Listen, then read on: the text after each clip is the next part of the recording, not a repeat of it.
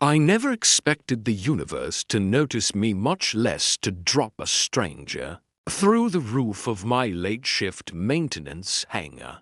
But that's exactly what happened on the night Bay 47 screamed. I was halfway under a cargo lifter, elbow deep in coolant lines and cursing whoever had signed off on a patch job, when the station's hull gave a sound like an animal in pain. The lights shuddered, tools jumped in their trays. For a split second, I thought we'd taken a micrometeor hit, small, nasty, the kind that sneaks past the shields and ruins your night. Then the floor bucked, and a dull, impossible impact rolled through the hangar. Alarms followed. A breath later, red emergency strobes snapped on, turning everything into a flickering nightmare. Maintenance crates, scaffold frames, stacked conduits. My own hands smeared with grease and trembling in the strobing light.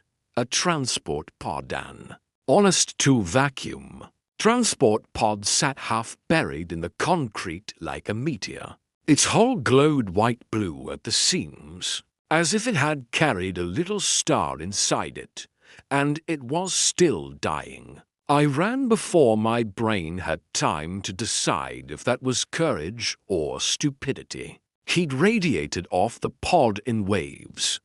It had torn through the roof plating, through the reinforcement ribs, through the bay's overhead rails, and it had done it with the casual certainty of something that didn't believe in no. I planted my boots at the edge of the crater and stared down at it, my lungs forgetting their job. There were scorch marks across the bay floor, curving in a spiral that made my stomach twist, like it hadn't just fallen, like it had chosen its path. A panel on the pod's side blinked a language I didn't recognize, thin, elegant glyphs like needles of light.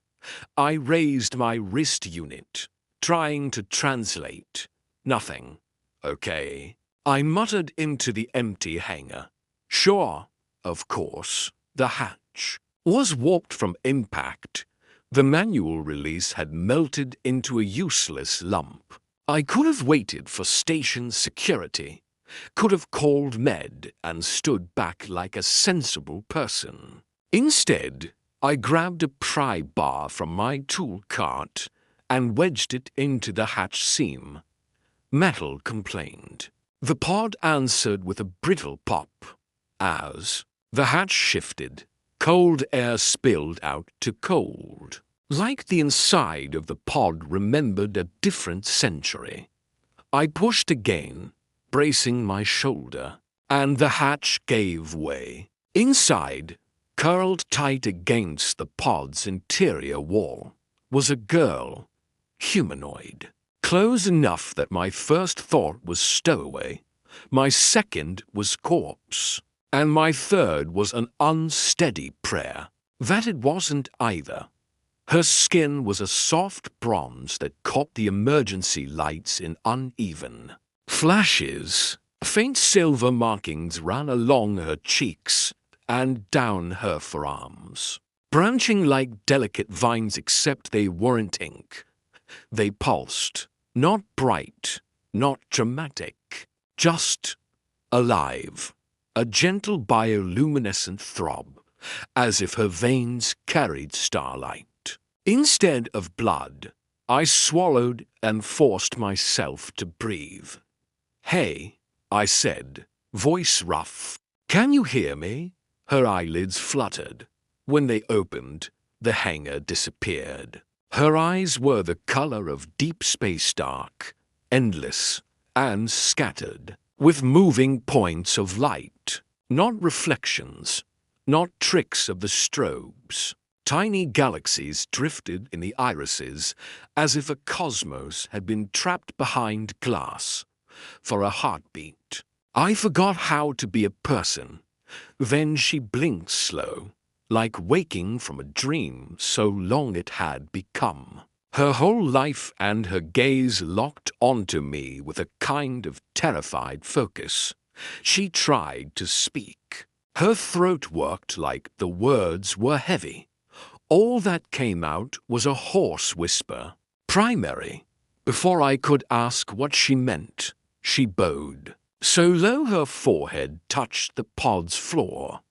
I await command. I stared at her, then at the ruined bay, then back at her, as if the universe might explain itself if I looked hard enough. I think I managed. You've got the wrong person. She lifted her head, trembling. Those silver markings brightened. A fraction, like a nervous system responding to threat. I was grown and trained for service. She said, voice thin and careful, the one who awakens me is my primary. I belong to you. The words landed like a fist in my gut. No, I said immediately, too sharply, because the idea made my skin crawl. No, you don't. You don't belong to anyone. Confusion clouded her face, fragile as cracked porcelain. It wasn't defiance. It wasn't rebellion. It was a mind reaching for a rule that had always been there and finding empty air. I got her out of the pod as gently as I could. Her movements were cautious, like she expected the world to punish her for taking up space. I wrapped my jacket around her shoulders. Her skin felt cool, as if the stasis cold clung to her bones. I called Med.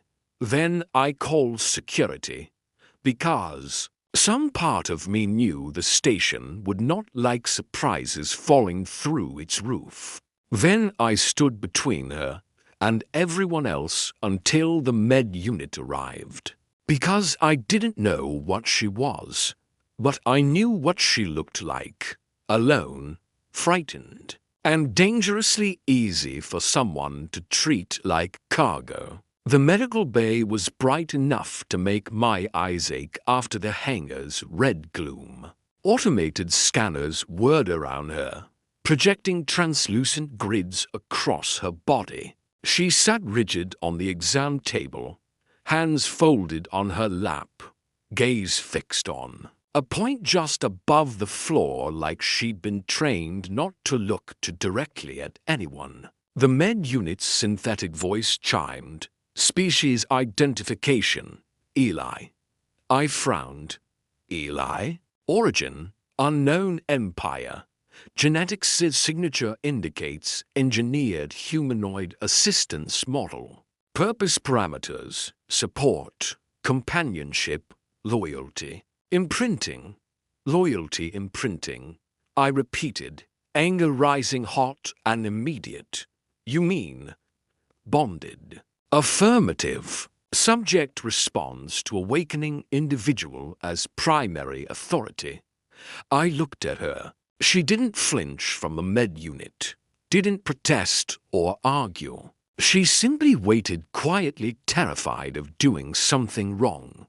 The station's public history. Feeds had mention of an empire that used to rule this fringe. Distant, collapsed, half-myth. Their ruins were the kind of thing salvage crews fought over in deep space. But that empire had died out long before humans ever limped into these sectors. So how was she here? The Med unit continued. Transport pod estimated age, 297 years. Stasis field integrity, anomalously preserved. Almost 3 centuries, I murmured. That's impossible. She shifted, a small movement like a bird testing its wings. Impossible, she whispered, as if it were a rule she'd been taught. I pulled up a stool and sat so I wasn't towering over her. Hey, what's your name? She hesitated, eyes flicking to the Med unit as if waiting for permission. My designation is Error. she said finally. I was created for support, companionship, and loyalty to my primary. Well, Era, I said, keeping my voice steady even while something in me ached. I'm Jaylen, and you're not my property. Her head tilted, slow and uncertain. Not property. That's right, I said. You're free. The word seemed to confuse her more than anything else that had happened. Free, she repeated, tasting it. Free to do anything I want. If you want, I said. Though the concept was suddenly enormous in my mouth. You get to decide. Her voice wavered. But I do not know what that means. I'd thought freedom was a door. You opened it, and there it was, fresh air, open sky. Choices like sunlight. In Era's eyes, freedom looked like a cliff. Her whole world had been built out of obedience, purpose assigned, not discovered. Identity defined by function, not by desire. I rubbed my palms on my work pants, trying to ground myself.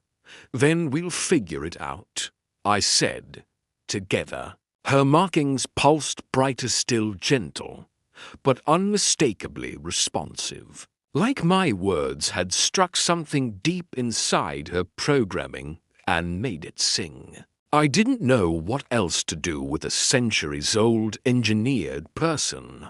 The station bureaucracy would either fear or exploit. So I took her back to my quarters above. The hangar. It was a cramped space, really one narrow sleeping room. A kitchenette that barely deserved the name. A bathroom with a shower that ran lukewarm no matter how much you threatened it. It smelled faintly of engine oil no matter how often I scrubbed. Because the hangar's air systems never quite stopped breathing through the walls. Era stood in the doorway like she was waiting to be assigned a corner. You can sit, I told her. She sat on the edge of the small couch, spine straight, hands folded, eyes attentive. I'm going to make tea, I said, mostly to give myself something to do. Or try. Station tea is basically flavored regret. I can prepare nutrition. She offered immediately, if you instruct. No instructions, I interrupted gently. Just relax. She tried. I could see her trying the way you can see someone trying to hold their breath. That first night, she didn't sleep. She sat in the dimness by the window, watching the station's exterior lights drift past the glass like slow stars. When I woke in the early morning and found her there, my chest tightened.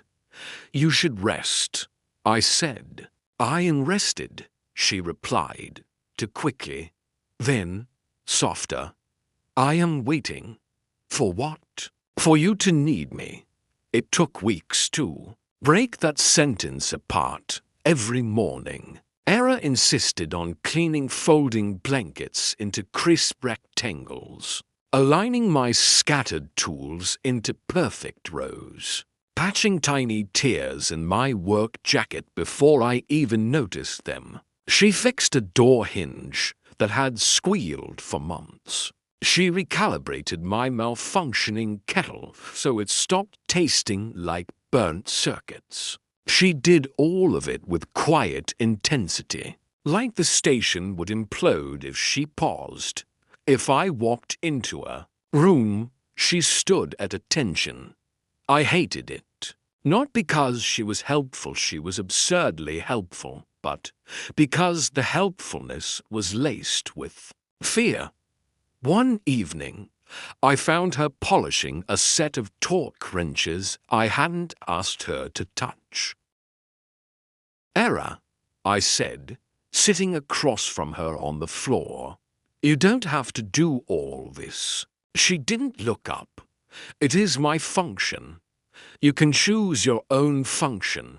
Her hands stilled. For the first time, frustration cracked. Through her calm expression, sharp and startling, I only know how to be what I was made to be. She said, voice trembling with something that might have been anger or grief. Tell me what you want from me, and I will do it.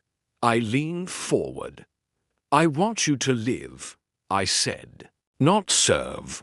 The words hung between us. Era stared at me like I'd spoken in those elegant pod glyphs. Live, she repeated, slower. How? And there it was, the core of it. Not obedience, not loyalty, not even fear. Ignorance. The kind that isn't stupidity, but deprivation. She'd never been given the option to become anything else.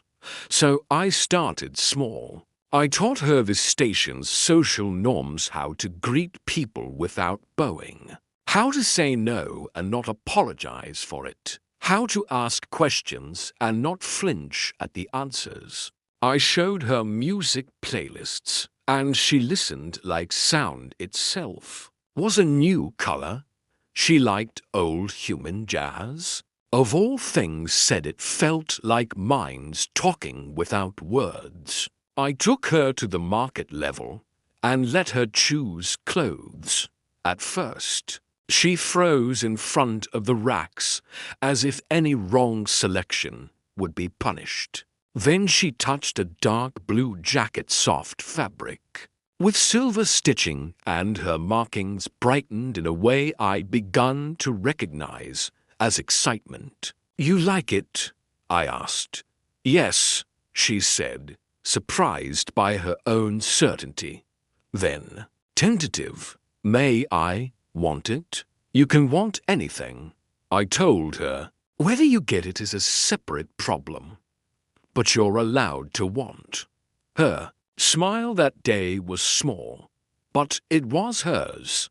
As she began to ask questions, they came in careful, cautious strings, like she was testing whether curiosity was safe.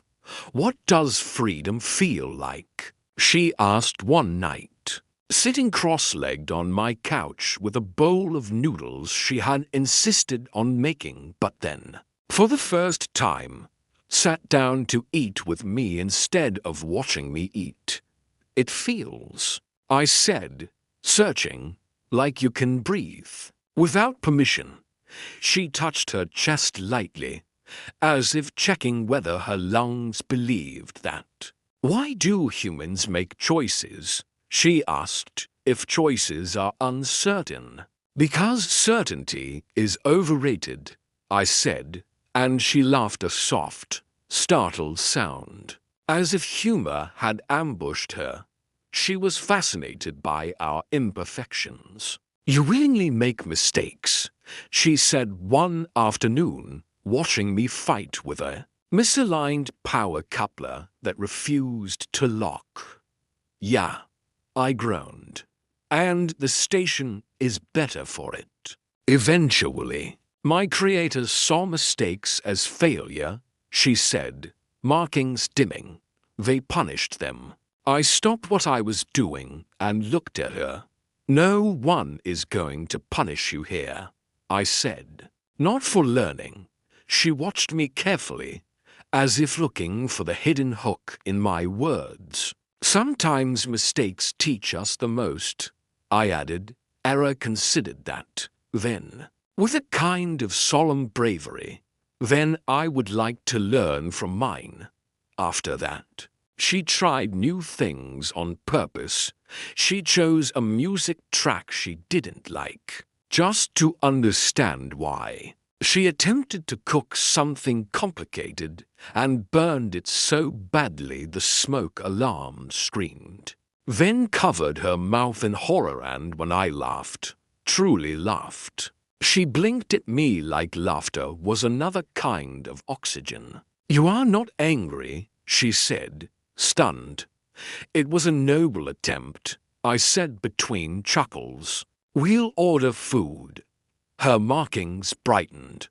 "We," and somewhere, in the slow accumulation of quiet moments, shared meals, midnight, talks, her sitting beside me on the observation deck with nebula light shimmering on her skin, I realized I'd stopped thinking of her as someone I'd rescued. She was rescuing herself, day by day, by choosing to exist beyond the shape she'd been built to fit. That was what made me fall in love with her.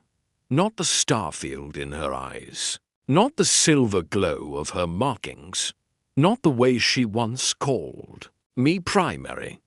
I loved her because she became her own person and then chose, freely, to share that person with me. I tried to bury those feelings. She was still learning what it meant to choose. The last thing I wanted was to become another. For shaping her life, even gently. Then the universe noticed us again. The salvage crew arrived on a Thursday, docking without permission and swaggering onto the station like they owned the air.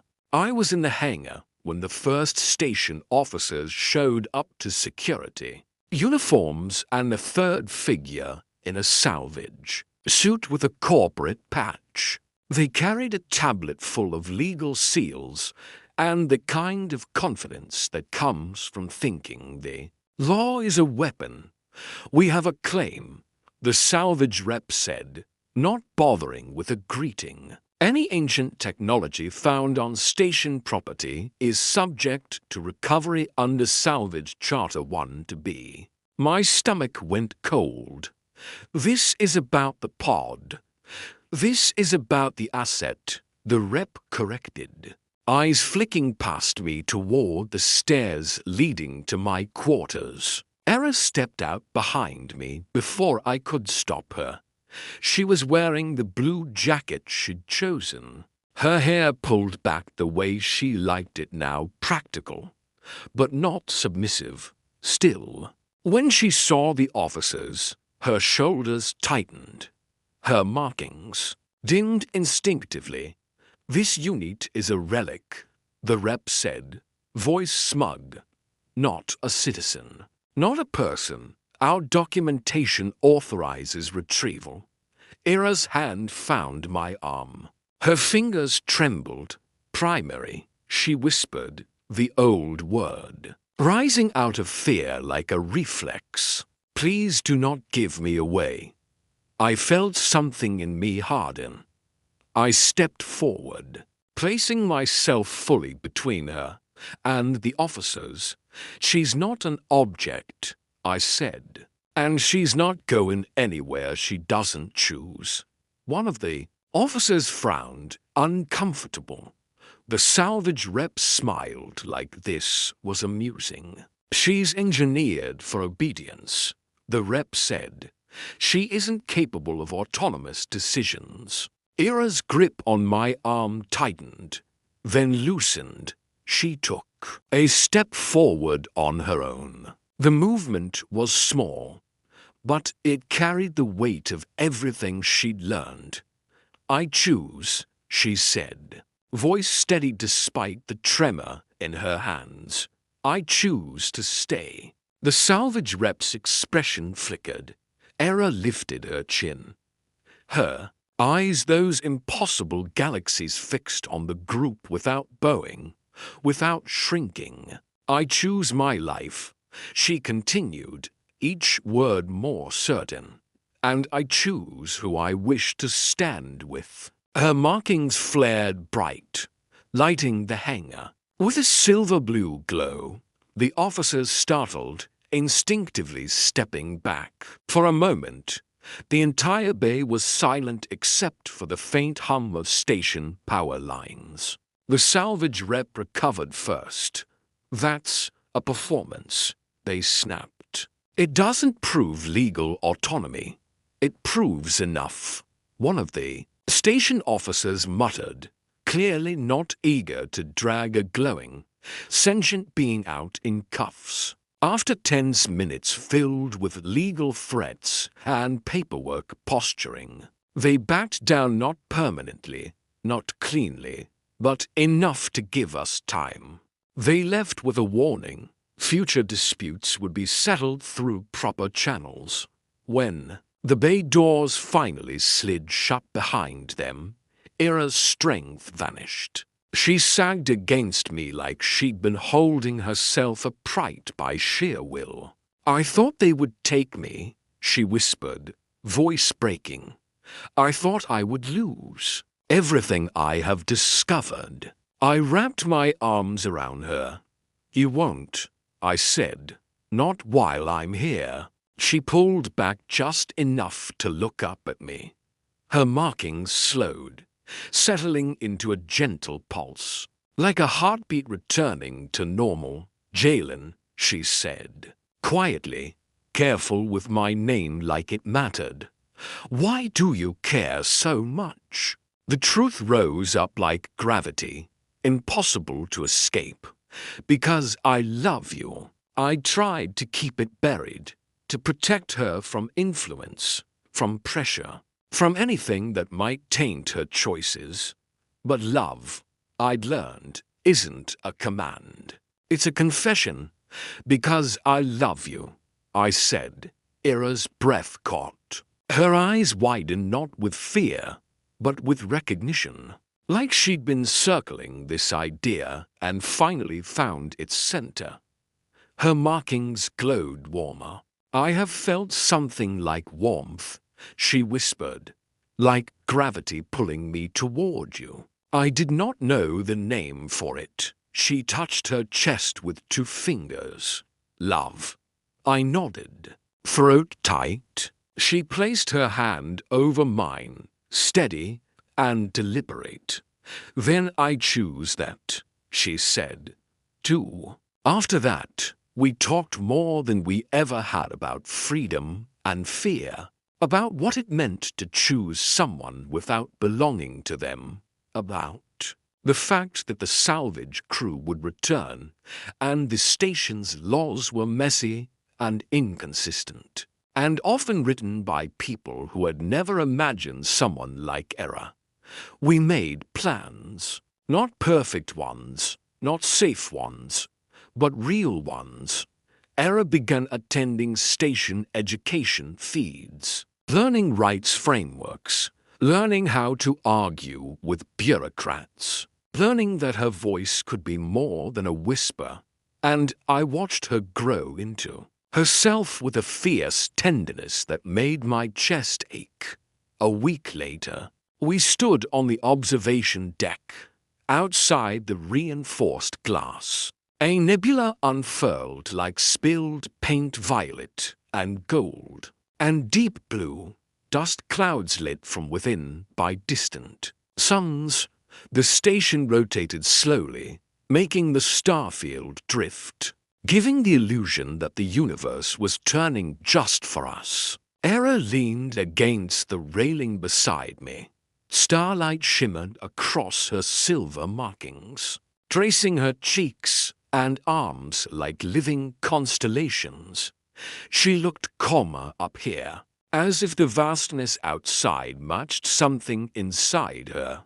I took a breath. "That felt like stepping off a ledge, Ira," I said softly, turning toward her. "You were never my slave." She looked at me, eyes reflecting galaxies and something softer trust. "You taught me that," she said, "and you're not my responsibility." I continued, voice shaking. "You're not an obligation or an asset or a relic." Her expression gentlened. "I am me." "Yes," I said, the word landing like a promise. "And I love you. The you you're becoming. The you choose." Her markings brightened, slow and steady. My hands trembled as I reached for hers. "So I'm asking, only asking, not claiming, not binding. Will you be my wife?" For a heartbeat, she just stared at me. as if she couldn't quite believe the universe would offer her a choice that big. Then she smiled. It wasn't small this time. It wasn't cautious. It was brighter than any star outside the glass because it came from somewhere unforced and unafraid. Yes, she whispered, not because I'm bound, but because I choose you.